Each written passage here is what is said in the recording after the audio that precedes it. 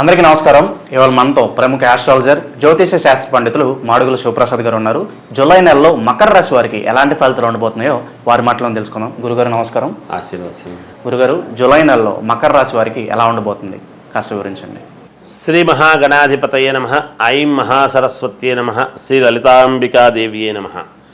మాస ఫలాల కార్యక్రమములో భాగంగా ప్రతి నెల కూడా ఈ మాసములో 12 రాసుల వాళ్లకు ఎలా ఉంటుంది, ఏమిటి, ఎలా జరగబోతున్నాయి అనేటువంటి విషయము గురించి మనము ప్రతిసారి చెప్పుకుంటూనే ఉన్నాం.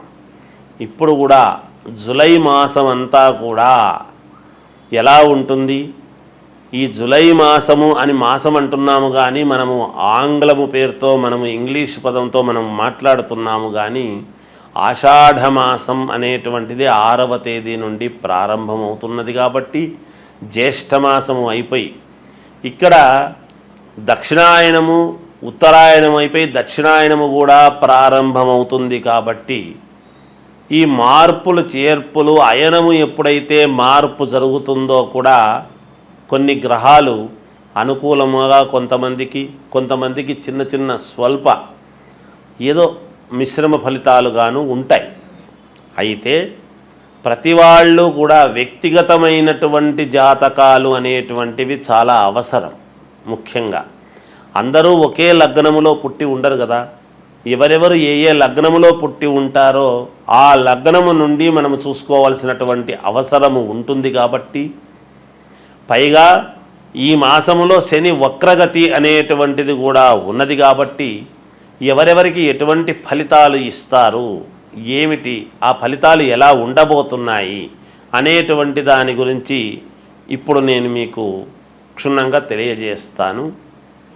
మకర రాశి వారికి కాస్త మిశ్రమ ఫలితాలు గోచరిస్తూ ఉన్నాయి. మిశ్రమము కంటే కూడా ఇంకా కొంచెం చిన్నపాటి ఇబ్బందులు ఉంటాయి అనేటువంటిది చెప్పవచ్చును. అయినా ఏమి అధైర్యపడాల్సినటువంటి అవసరం అయితే ఎంతమాత్రమూ లేదు. మీ వ్యక్తిగతమైనటువంటి జాతకాలను ఒక్కసారి పరిశీలన చేసుకోండి, మేలు జరుగుతుంది.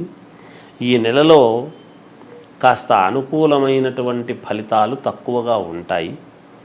గందరగోళమైనటువంటి పరిస్థితులు కూడా ఉండవచ్చును అనేటువంటిది సూచనప్రాయముగా తెలియచేయటం.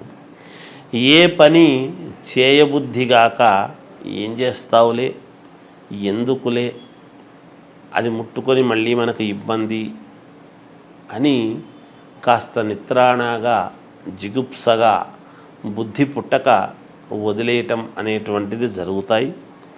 చేపట్టినటువంటి పనులు ఏమైనా ఉంటే అవి కాస్త మందకొడిగా నిదానముగా నిబ్బరముగా సాగుతూ ఉంటాయి. మనకేమో మనస్సు వేగంగా ప్రవహిస్తుంది. ఎందుకంటే తొందరగా అయితే బాగుంటుంది అనేటువంటి ఆలోచనలు ఉండవచ్చును. కానీ ఇక్కడ పరిస్థితులు గ్రహస్థితులు అనుకూలముగా లేనందున కాస్త నెమ్మదిగా జరగటం అనేటువంటిది ఉంటాయి. అలాగే వ్యవహారాలలో శ్రమ అధికము అనేటువంటిది కొన్ని వ్యవహారాలు ఉంటాయి కదా, ఆ వ్యవహారాలలో దానికి తగినటువంటి శ్రమ అనేటువంటిది ఎక్కువగా ఉంటుంది. చికాకులు పెరుగుతాయి. కొంతమంది ప్రవర్తన వలన మానసికమైనటువంటి ఇబ్బంది, మనఃక్లేశం అనేటువంటిది కూడా కలగవచ్చును. అదేమిటి, ఇంతకాలం బాగున్నారు కదా, వీళ్ళు ఇలా ప్రవర్తిస్తున్నారే అనేటువంటిది ఆందోళన ఆలోచన మీకు కలగవచ్చును. కానీ పరిస్థితులు అలా ఉన్నాయి. మానసికమైనటువంటి సమస్యలు కలుగుతాయి. ఒక విషయమై బంధుమిత్రులతో చర్చిస్తారు, ఏ విషయమైనా కావచ్చుగాక. వ్యాపారపరంగా చిన్నపాటి నష్ట సూచనలు ఉన్నాయి. లాభాలు కాదు, మామూలుగా ఉండటం అనేది కాదు, కాస్త నష్టాలు రావచ్చునేమో అనేటువంటిది కూడా ఆలోచన చేయవలసినటువంటి విషయం ఉంటుంది. విలువైనటువంటి వస్తువులను చేజార్చుకోకుండా జాగ్రత్త వహించండి, మీకు మేలు జరుగుతుంది. అలాగే స్త్రీ సంబంధిత వివాదాలు కలగవచ్చును. ఆడవాళ్లకు కొంచెము దూరముగా ఉండండి. వాళ్ళ గురించి ఏమీ మాట్లాడొద్దుగాక. టెన్షన్ అనేటువంటిది వచ్చి ఏదైనా ఒక మాట బయటికి అన్నాము అంటే అది ఇంకొక రకంగా వెళ్ళి మీకు ఇబ్బందులు కలిగే అవకాశం ఉంటుంది. కాబట్టి ఆడవాళ్ళను చాలా దూరముగా పెట్టడము కానీ, లేదా ఆడవాళ్ళ గురించి మాట్లాడకుండా ఉండటము కానీ, లేదా రెగ్యులర్గా కలిసేటువంటి ఆడవాళ్లను ఈ మాసములో కలవకుండా జాగ్రత్త పడటము కానీ చేసుకుంటే మీకు చాలా మేలు జరుగుతుంది గాక. చెయ్యని పనికి కాస్త నిందలు పడటము కూడా ఉంటుంది. నేను ఆ పనే చేయలేదు, వీళ్ళు నన్ను అంటున్నారు అనేటువంటి బాధ కలగవచ్చును. ఏదైనా ఈ మాసము ఈ వాతావరణం అంత అనుకూలముగా లేదు మీకు, కాబట్టి కొన్ని ఇబ్బందులు ఎదురు కావచ్చు. జాగ్రత్త తీసుకొని మీ వ్యక్తిగతమైనటువంటి జాతకాలు ఒక్కసారి చూపించుకొని మీకు నచ్చిన వాళ్ళ దగ్గర ఏదైనా పరిహారాలు ఉంటే చేసుకొని ముందుకు వెళ్ళండి, తప్పకుండా మేలు జరుగుతుంది గాక. అలాగే గురుగారు, మకర రాశి వారు ఎటువంటి పరిహారాలు చేసుకుంటే వీళ్ళకి శుభ ఫలితాలు ఉంటాయి అంటారు? మకర రాశి వారు ఎటువంటి ఫలితాలు చేసుకోవాలి అంటే, ఎవరు ఏ లగ్నములో పుట్టారో ముందు అది తెలుసుకోవాలి. ఆ లగ్న దోషం ఏమిటి, అక్కడి నుంచి గ్రహస్థితులు ఎలా ఉన్నాయి, ఇప్పుడు గోచార రీత్యా ఏం జరుగుతుంది అనేటువంటిది ఒక్కసారి మీరు పునఃపరిశీలన చేసుకోవాలి. ఏది ఏమైనా మీ ఇంటి దేవుడు, కులదేవుడు, ఇష్టదేవుడిని నమస్కారం చేసుకోండి. కానీ కాకపోతే వ్యక్తిగతమైనటువంటి జాతకాన్ని పరిశీలన చేసుకొని మీరు దానికి తగిన పరిహారం అనేది చేసుకుంటే మీకు భవిష్యత్తులో చాలా యోగవంతంగా ఉంటుంది అని తెలియజేస్తున్నాను. జయోస్తు. జూలై నెలలో మకర రాశి వారికి ఎలాంటి ఫలితాలు ఉంటాయో తెలియజేసినందుకు ధన్యవాదాలు గురుగారు. జయోస్తు. అందరికీ నమస్కారం. ఇవాళ మనతో ప్రముఖ ఆస్ట్రాలజర్, జ్యోతిష శాస్త్ర పండితులు మాడుగుల శివప్రసాద్ గారు మనతో ఉన్నారు. డిప్యూటీ సీఎం పవన్ కళ్యాణ్ గారు ప్రజెంట్ వారాహి దీక్షలో ఉన్నారు. అసలు ఈ వారాహి దీక్ష అంటే ఏంటి, ఇది ఎలా చేస్తారు, చాలామందికి సందేహాలు ఉంటాయి. ఇప్పుడు ప్రజెంట్ పవన్ కళ్యాణ్ గారు ఈ దీక్ష చేయడం వల్ల అసలు ఈ అమ్మవారి దీక్ష గురించి ఇప్పుడు చాలామంది మాట్లాడుకుంటారు. వారాహి అమ్మవారి దీక్ష గురించి గురుగారు మాటలను తెలుసుకుందాం. గురుగారు నమస్కారం. ఆశీర్వచనం నాయన. గురుగారు, వారాహి దీక్ష ప్రజెంట్ పవన్ కళ్యాణ్ గారు ఆ దీక్షలో ఉన్నారు. అసలు ఈ దీక్ష ఎలా చేస్తారు, అసలు ఈ దీక్ష విశిష్టత ఏంటి, చాలామంది చాలా సందేహాలు ఉన్నాయి. మీ మాటలోనే వస్తాయి, చెప్పండి గురుగారు. శ్రీ మహాగణాధిపతయే నమః. ఐం మహాసరస్వత్యే నమః. శ్రీ లలితాంబికాదేవియే నమః. పవన్ కళ్యాణ్ గారు వారాహి అమ్మవారి యొక్క దీక్షలో ఉన్నారు. ఆయన దీక్ష మొదలు పెట్టారు అనేటువంటిది ఆయన వేషధారణలో తెలుస్తూ ఉన్నది. ఇక్కడ వారాహి దీక్ష అనేటువంటిది చేయటం అనేటువంటిది మహోన్నతమైనటువంటి అదృష్టముగా భావించాలి. అందరూ చేయగలుగుతారు అని అనుకోలేము. ఎందుకంటే వారాహి అమ్మవారు అని అంటే మనకు శ్రీ లలితాంబికాదేవి దగ్గర ఆమె ప్రతిరూపాలలో ఒక రూపము ఈ వారాహి అమ్మవారు అనేటువంటిది. తర్వాత మనం చెప్పుకోవాల్సినటువంటిది ఏమిటంటే, భూములకు కానీ కుజుడి యొక్క ప్రభావము దీని మీద పట్టు చాలా ఉంటుంది. ఎప్పుడు కూడా వారాహి అమ్మవారు దీక్ష అనేటువంటిది ఎవరైతే చేస్తారో చాలా శక్తులు వస్తాయి. చేసే విధానములో ఉంటుంది ఏదైనా కూడా. సరే, ఎలా చెయ్యాలి అనేటువంటిది చెబుతాము. చేస్తే వచ్చేటువంటి ఫలితం ఏమిటో ముందు చెప్పాలి కదా. అందువలన అమ్మవారి అనుగ్రహము పరిపూర్ణముగా మన యందు ఉంటే తప్ప మనకు ఆ అదృష్టం అనేటువంటిది, దీక్ష చేపట్టాలి అనేటువంటి మనస్సు కలగటం అనేటువంటిది కూడా అమ్మవారి అనుగ్రహం ఉంటేనే జరుగుతుంది. ఆయన ఒక రథం, వారాహి చైతన్య రథం అనేటువంటిది పెట్టుకొని దాంట్లో ఎప్పుడైతే వారాహి ఎన్నికల ప్రచార రథముగా ఎప్పుడైతే వారాహి అని పెట్టారో అప్పుడే ఆయనకు విజయం అనేటువంటిది కలిగినది.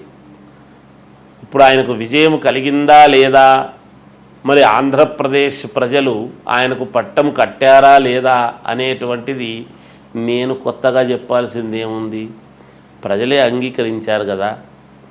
అంటే అలా అందరి మనస్సులను కూడా వారాహి అమ్మవారు అలా మార్చేసి అయస్కాంతములాగా అలా ఆ వ్యక్తి దగ్గరికి తీసుకువెళ్ళడం జరిగింది. ప్రజానీకాన్ని అంతా కూడా ఆయనకు మొదట కూడా ప్రజలు చాలా ఎక్కువ మంది ఆయన్ను చూడంగానే వస్తారు, గౌరవిస్తారు, అది సంగతి సరే. కానీ విజయం అనేటువంటిది వారాహి అమ్మవారి యొక్క ఆ వాహనము మీద ఎప్పుడైతే ఆయన ప్రచారము అనేటువంటిది చేశారో ఎక్కి, దాన్ని పరమ పవిత్రముగా ఆయన చూసి ఎప్పుడైతే వాడుకున్నారో ఆయనకు ఆ విలువలు తెలుసు కాబట్టి, ఎలా చేస్తే ఏమిటి అనేటువంటిది ఆయనకు బాగా క్షుణ్ణంగా ఆ విలువలు తెలుసు కాబట్టి ఆయన ఆ దీక్ష తీసుకోవడం జరిగినది. మనకు ఉండేటువంటి కష్టాలు దొరుకుతాయి, భూముల పరంగా ఉండేటువంటి ఇబ్బందులు దొరుకుతాయి, జనాన్ని బాగా ఆకర్షింపజేసేటువంటి విధానముగా ఉంటుంది, అందరూ ఒక్కసారిగా మన వైపు చూసేటువంటి విధానముగా ఉంటుంది అమ్మవారి దీక్ష వలన. తర్వాత మన వ్యక్తిత్వాన్ని చాలా పెంచుకునేటువంటి విధానముగా కూడా ఉంటుంది. మన నడవడికలో చాలా మార్పులు వస్తాయి, మన మాట తీరులో మార్పు వస్తుంది. పరిపూర్ణమైనటువంటి వ్యక్తిగా, మూర్తీభవించినటువంటి వ్యక్తిగా తీర్చిదిద్దడానికి ఉపయోగపడుతుంది. ఇది అందరికీ అవసరమే. నిజంగా కూడా వారాహి అమ్మవారి దీక్ష తీసుకొని అందరూ కూడా సంతోషంగా చేసుకుంటే పుణ్యమైనటువంటి విధానమే.